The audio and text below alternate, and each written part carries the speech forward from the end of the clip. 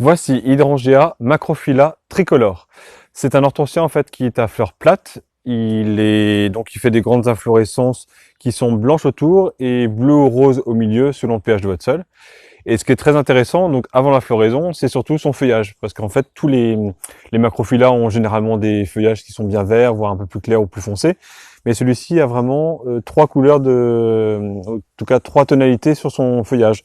Donc du vert, du jaune et du blanc. Donc c'est vrai que c'est vraiment intéressant. Là, ici, vous voyez son feuillage.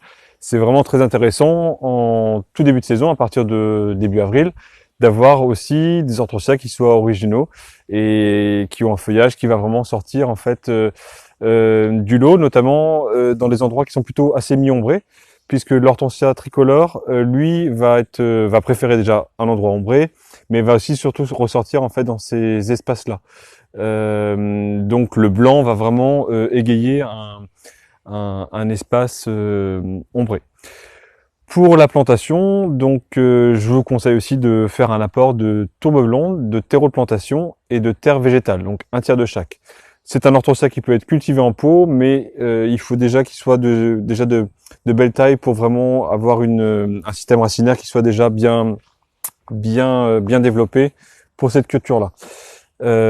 Après, c'est vrai qu'il sera quand même plus en fait généreux dans un massif ou le long en fait d'une maison, comme par exemple ici. Voilà pour l'hortensia macrophylla tricolore.